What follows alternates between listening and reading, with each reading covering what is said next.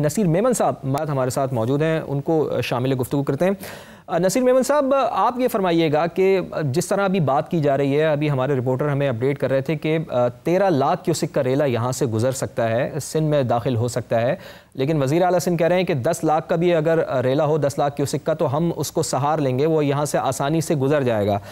क्या जो इक़दामात हुकूमत सिंध कर रही है सैलाब से मुताल्लिक़, आप मुतमईन हैं? आपको लगता है कि बखैर आफ़ियत यहाँ से ये रेला गुजर के समंदर में चला जाएगा? मुतमईन हैं आप सिंध हुकूमत के जो इक़दामात नज़र आ रहे हैं इस वक्त, जो तैयारियाँ नज़र आ रही हैं उससे? सर, अभी तक तो मुझे 13 लाख की तवक्को नहीं है। फ्रैंकली मुझे तो ये 6-7 लाख का रेला नजर आ रहा है।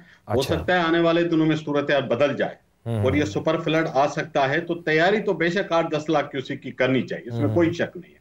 इस वक्त नहीं है 13-12, कुछ भी नहीं है, इतना नहीं है। तो कम से कम 10 लाख की, तो 10 लाख का तो हो सकता है ना, अगर मौजूदा सूरत हाल को देखें। पीटी खान से कोई बड़े जो नए होते हैं टॉरेंट्स, अगर वो उतर आए या कोई नया फ्लो जनरेट हुआ, तब ये हो सकता है। एज ऑफ टुडे 6-7 से ऊपर नहीं है, लेकिन मैं फिर कहता हूँ अगले 2-3 दिनों में ये बढ़ भी सकता है।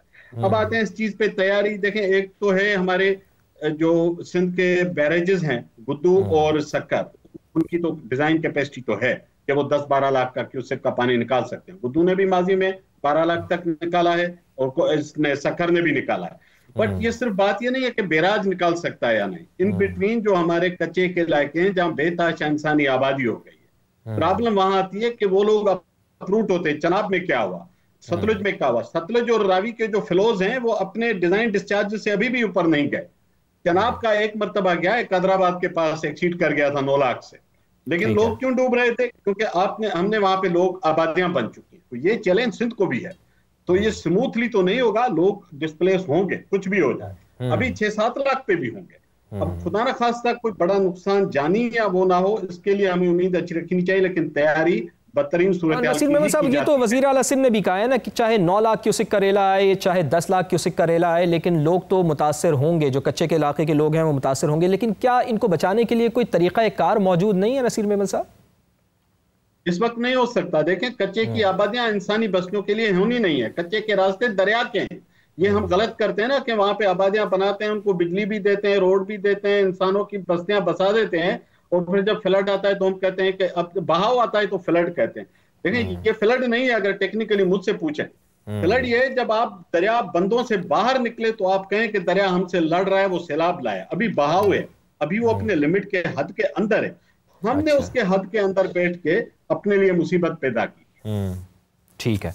अच्छा नसीर मेमन साहब, आज मैं प्रेस कॉन्फ्रेंस भी सुन रहा था मुराद अली शाह साहब कि जी गुड्डू से लेके सक्खर तक 6 वनरेबल पॉइंट्स हैं जिसमें मुख्तलिफ बंद आते हैं। उन्होंने मुख्तलिफ बंद का भी दौरा किया, के बंद का भी दौरा किया और दीगर बंदों का भी उन्होंने जिक्र किया।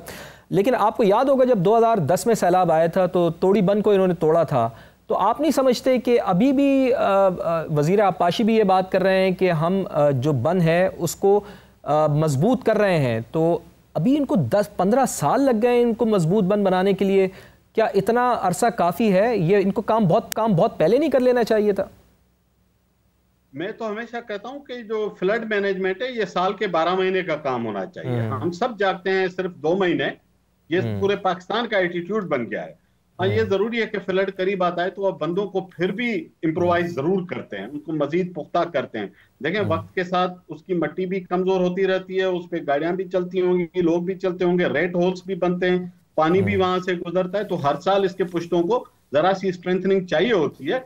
अब इस वक्त कितने मजबूत हैं, मैं बार बार दोस्तों से कह रहा हूं कि ये फैसला पानी करेगा। ना वजीर आला साहब का दावा करेगा कि ये मजबूत है, ना कोई और दावा करे कि मजबूत नहीं है। फैसला पानी ने करना है, अगले 3-4 दिन में लगेगा। लेकिन मैं फिर ये कहता हूं, लोगों को मुहतात होना पड़ेगा, लोगों को अपने बचाव के लिए तैयार रहना पड़ेगा। इसी वक्त कोई भी नाखुशगवार सूरत हाल पैदा हो सकती है।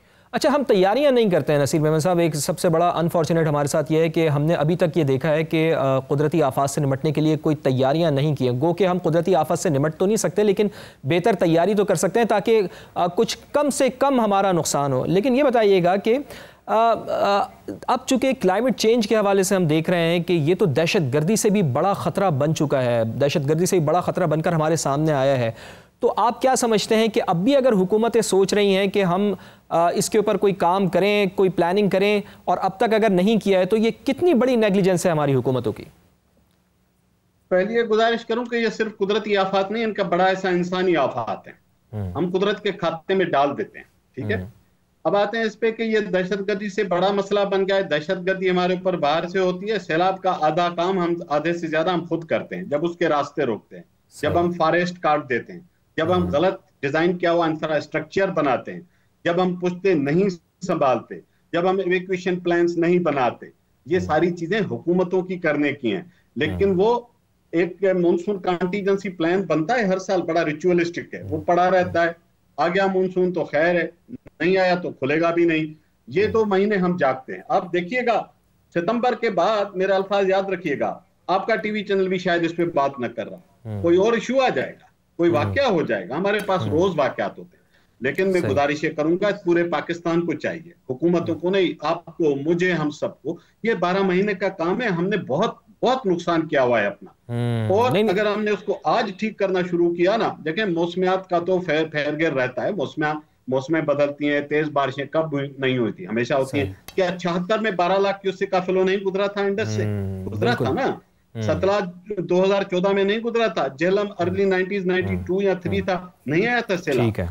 हम ऐसे खित्ते में बैठे हैं, हम सैलाबों के रास्तों में पड़े हुए हैं। ये नई चीजें नहीं है, हमें तैयारी 12 महीने करनी पड़ेगी। सैलाबों को इल्जाम देके हम अपने आप को आजाद नहीं कर सकते। ठीक है, हमें तैयारी 12 महीने करनी पड़ेगी। जाम खान छोरो साहब भी वज़ीर आबपाशी से मौजूद हैं। जाम खान छोरो साहब, बहुत शुक्रिया आपके वक्त के लिए। ये एक्सपेक्ट किया जा रहा है कि 10 लाख क्यूसिक का रेला सिंध को हिट करेगा। हेड पंजनत के बाद आप कह रहे हैं कि हम मेजर करेंगे कि कितना पानी सिंध में आ सकता है।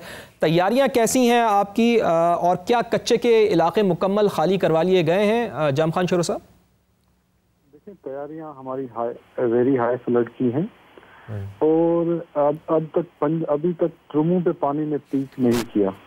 ठीक है, ट्रुमू से पंजनत का रास्ता कोई 3 दिन का है, तो जब पंजनत पे पानी पहुंचेगा उसके बाद गुड्डू तक पहुंचने में फिर 2 से 3 दिन लगेंगे आपको।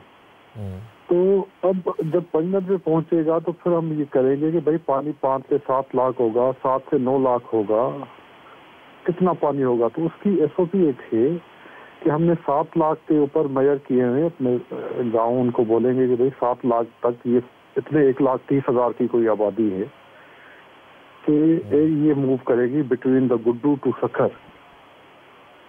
अगर पानी 7 से बढ़ता है तो फिर नेक्स्ट गांव होते हैं जिनकी आबादी कोई 1,40,000 नए आबादी होगी, नई आबादी वो डिस्टर्ब होगी।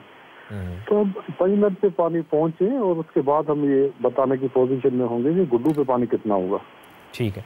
अच्छा, आप कह रहे हैं कि पंजनत पर पानी जब आएगा तो उसके बाद आपके पास 2 रोज़ होंगे कि आप बता सकेंगे कि कितना पानी यहाँ पर सिंध में दाखिल होगा उसकी तैयारी के लिए। तो लेकिन मुझे ये बताइएगा कि एक बड़ी तादाद है जो कच्चे से इवैक्यूएट होनी है, लोगों को वहाँ से निकालना है, तो 2 रोज़ का वक्त काफ़ी होगा जाम खान छोरो साहब आपके लिए? देखिए 5.5 लाख का पीक क्रॉस किया है गुड्डू ने, 5,47,000 का इस 25 तारीख को।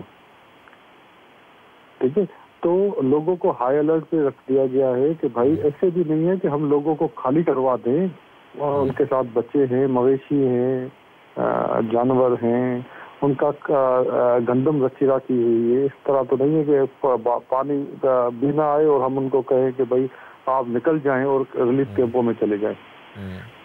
तो कोई आसान काम नहीं है कि भाई आप एकदम, अगर आपके पास 3 दिन हैं और फिर आप अलर्ट कर सकते हैं। लेकिन जाम खान छोरो साहब, आप जो एक्सपेक्ट कर रहे हैं वज़ीर आला सिंध के 10 लाख क्यूसिक का, आप बता रहे हैं कि 7 से 8 लाख क्यूसिक आ सकता है। 2 लाख क्यूसिक तो इस वक्त भी सिंध में चल रहा है। हमने कभी फिगर नहीं कहा, हाँ, हमने कभी फिगर नहीं दी। हम तो कह रहे हैं कि पंजनत में पानी आए तो फिर हम आपको बताने की पोजीशन में आएंगे। मिसाल के तौर पर अगर 10 लाख क्यूसिक का रेला आ जाता है और फिर कुदरती आफत यानी बारिश भी अगर इसमें ऐड हो जाती है, तो फिर आप क्या करेंगे? आप समझते हैं कि इतना कम वक्त होगा? कह रहे हैं जनाब, यही कह रहे हैं कि पंजनत से पानी के ट्रेवल टाइम में 3 दिन का टाइम है हमारे पास। अभी तक तो पानी ट्रमू पे नहीं पहुंचा, तो 3 दिन का टाइम होगा तो हम आप बताएंगे कच्चे के वासियों को, गुड्डू टू सकर वालों को, कि भाई इतना पानी आ रहा है और ये गाँव मार किए हुए, ये निकल के रिलीफ कैंपों में आ जाए। अच्छा, खुदा ना खास्ता कोई बंद वगैरह तोड़ने की सूरत तो नहीं बनेगी जाम खान छोरो साहब इस वक्त की अगर एक्चुअल पोजीशन देखें? ये ऑप्शन हमारे पास नहीं है सिंध के पास, क्योंकि हमारी जो दरिया है वो जमीन से ऊपर बहता है। सही। और खुदा न खास्ता कहीं पे ब्रीच हो जाता है तो वो पानी दरिया में वापस नहीं जाता। और वो लास्ट टाइम हमारे पास राइट साइड पे जो ब्रीच हो गया था वो पानी आप समझे गुड्डू से निकला था, जाके सेवन के मकाम पे मंचर झील के बाद दरिया जब नीचे हुआ था तब गया था पानी वो। हमारे पास और पंजाब में पोजीशन डिफरेंट है, वहाँ पे दरिया जमीन के नीचे होते हैं और पानी जब कोई ब्रीच कहीं जगह से डालते हैं किसी जगह पे तो वो पानी घूम के वापस दरिया में चला जाता है एकदम से। तो हमारे पास ये ऑप्शन नहीं है, इसी वजह ब्रीच का ना हमारे बंद मैनुअल में कोई दिक्कत नहीं है कि आप इस तरह ब्रीच डाल देंगे और पानी। लेकिन 2010 में भी तो तोड़ी बंद को तोड़ा गया था ना जाम खान शुरू साहब, ये तो हमें याद है। कभी भी नहीं तो वो तोड़ा नहीं गया था। जी जी, वहाँ से बंद टूट गया था। वहाँ से बंद टूट गया था। चलें, अभी उसकी क्या पोजीशन है तोड़ी बंद वगैरह की, क्या वो महफूज है? देखिए 2010 के बाद रिहेबिलिटेशन हुई है और बंद मैनुअल के हिसाब से जहाँ जहाँ से पानी ने ओवर टॉप किया था और वहाँ से 5 फुट के लिए उसको रेज किया गया है।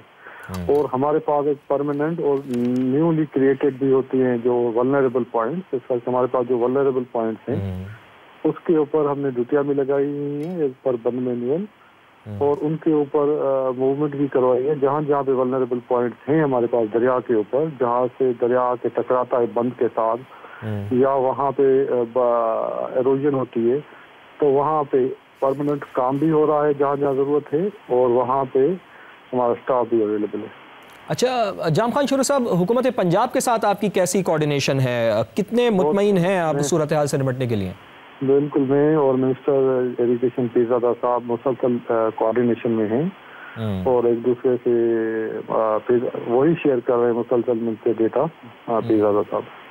अच्छा, और जाम खान शुरू साहब, चूँकि आप ये ज़रा बेहतर तौर पर हमें बता सकते हैं कि 16 लाख अफराद के मुतासर होने का खदशा है इस सैलाब के नतीजे में, तो उनके फ्लड रिलीफ कैंप्स वगैरह की क्या सूरत हाल है? कितने फ्लड रिलीफ कैंप्स बनाए हैं और वहाँ पर सहूलियात कैसी रखी हैं आपने ताकि किसी को किसी किस्म की कोई मुश्किलात ना हो? खाने पीने की तमाम अशिया वहाँ पर होंगी, तब तैयारियाँ हैं आपकी? बोट्स वगैरह ले ली हैं आपने?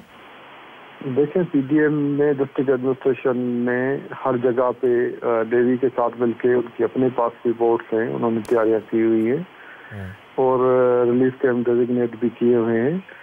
और पहली जो प्रायोरिटी है कि भाई 5 से 7 लाख पानी आता है तो इतने कच्चे के गांव मुतासर होंगे। अगर 7 से ऊपर पानी जाता है तो उन्होंने मार्किंग की हुई है, जियो टैग किए हुए, उससे इतने गाँव मुतासर होंगे कच्चे के। मैं कच्चे की बात कर रहा हूँ। तो इसी तरह से उन्होंने अपनी SOP बनाई हुई है।